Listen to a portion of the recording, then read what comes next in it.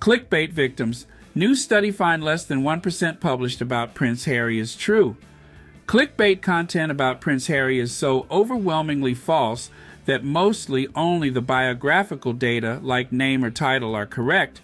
The rest is pure fabrication, academic study, clickbait, abuse of Prince Harry, the dark side of online engagement clickbait, the practice of using sensationalized or misleading headlines and thumbnails to lure users into clicking on content has become a pervasive issue in the online world.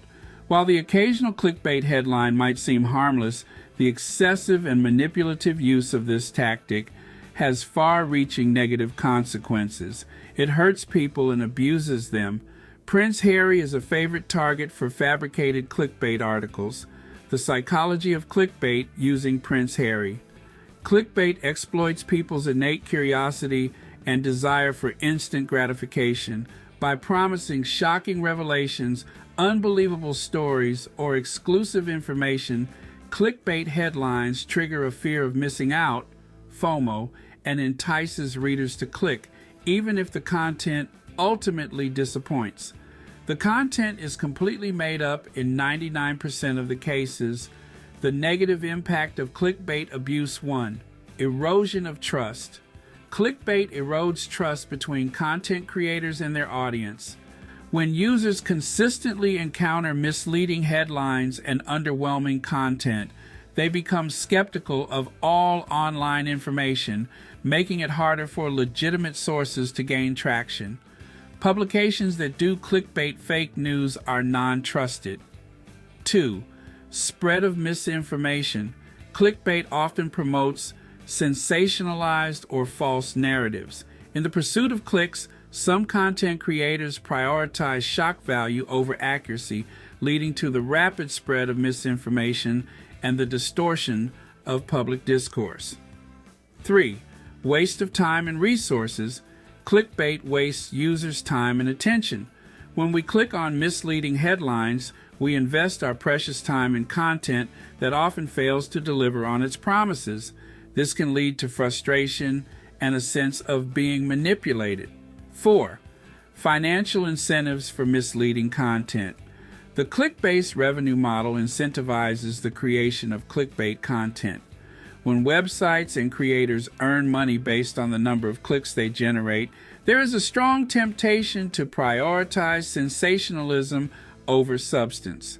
Combating clickbait abuse. 1. Media literacy. Educating users about clickbait tactics can help them become more discerning consumers of online information. By understanding how clickbait works, users can make more informed decisions about where they click. The best click is to the direct source. 2. Platform responsibility. Online platforms have a responsibility to combat clickbait abuse.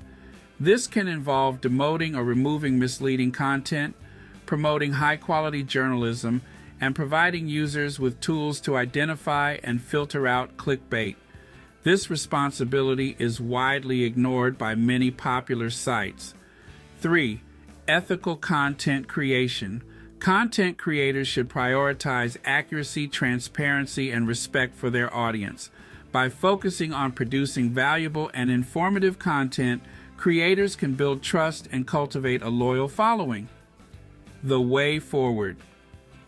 While clickbait may seem like an inevitable part of the online landscape, it is not an insurmountable problem.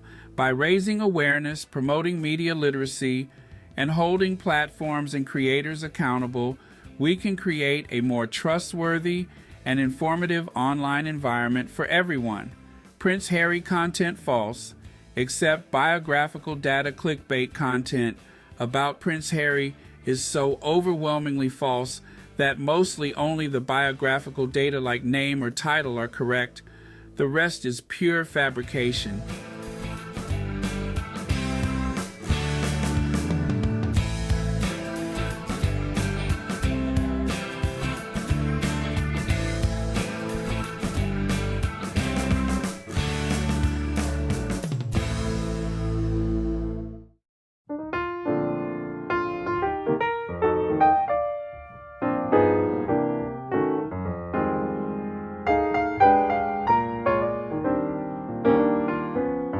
Prince Harry and Meghan Markle cannot go to a film or sporting event without thousands of words being written about whether or not they should be hated for doing it.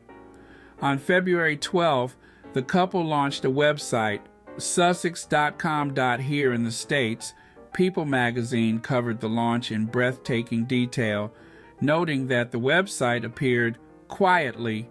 There was no press release, no official announcement, and People magazine wasn't alone. Headlines about the launch abounded from Fox News, the BBC, Yahoo, the Daily Mail, and almost every supermarket publication. Click generators. Because the site has no new information about the couple, the articles focused on the domain name itself. Were the couple allowed to use Sussex if it originated as a royal title and they are no longer working royals? Never mind that Prince Harry and Meghan Markle retained their names despite losing her Royal Highness status. They are the Duke and Duchess of Sussex. Asking if they should own Sussex.com is like asking if Arnold Schwarzenegger should own Arnold.com, or if Kylie Minogue should own Kylie.com, as she's not the most famous Kylie these days. Also, who cares? The answer is that millions of people do. A former writer at Star Magazine noted in an interview with me that coverage is all about clicks, and the truth of the matter is that Harry and Meghan generate clicks. An editor at a supermarket weekly who also spoke on condition of anonymity told me that people love to hate them, and really, they love to hate her. Readers want to believe that royals are better than normal people, he said, and Miss Markle seems too normal, too messy, with a life and past of her own, when princesses are supposed to be an embodiment of perfection.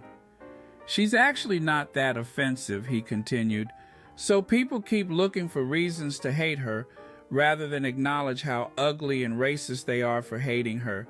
They invent reasons that are often not even grounded in reality. He pointed out that she's often criticized for wanting privacy, or at least control over what information about her is given to the press. It seems contradictory to then give interviews to Oprah and support her husband's revelatory memoir, but writing a memoir could be less an invitation into someone's personal life and more an attempt at correcting all the disinformation out there. For what it's worth, there are few photos of the Sussex children available, and so little is known about the family's day-to-day lives that a new website spawned a million words. Curated celebrities, I think of Prince Harry and Miss Markle as influencers. They curate their public personas to bring awareness to a film, an event, or a product. They are no better or worse than any other celebrity supporting their lavish lifestyle, but they continue to generate money for magazines and newspapers in a way that few celebrities can. At a time when the British royal family is facing scandals brought on by health scares, Republican efforts from Commonwealth nations, associations with sex traffickers, and bribery for access schemes, it's wild that articles about an American woman using her coat of arms dominate the media landscape. It's almost suspicious the way the Sussexes conveniently distract from a host of issues. Still, the former writer at Star Magazine thinks that the divisive feelings about Miss Markle reveal more about us than her.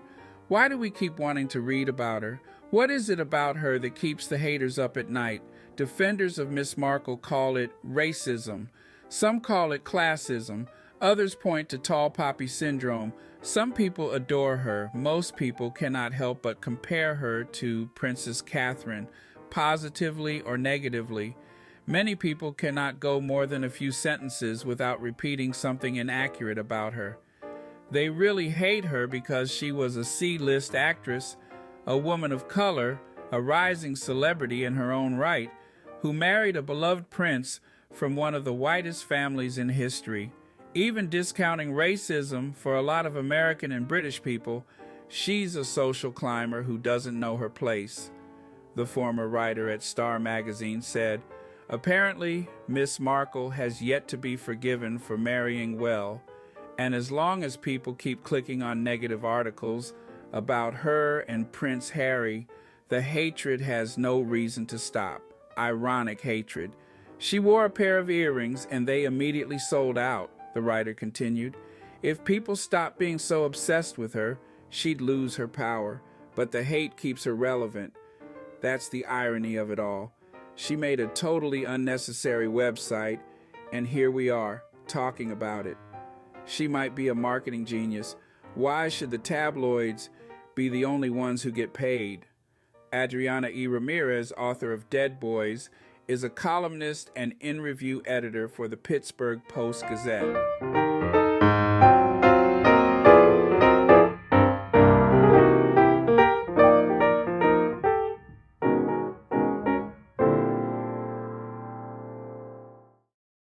And a couple of the more embarrassing broadsheets have gone big today on the supposed story that the late Queen was furious when Prince Harry and Meghan, Duchess of Sussex, called their second kid Lilibet.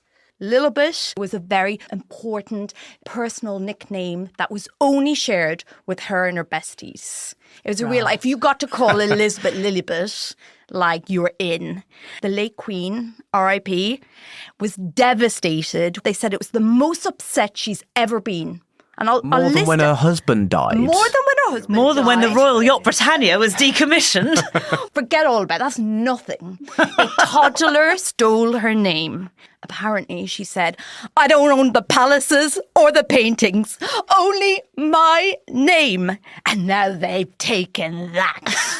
That, I'm pretty sure, is a direct quote from What's Love Got to Do with It. When Tina just wanted her name. She just wanted her name. She is technically as well Elizabeth II, though.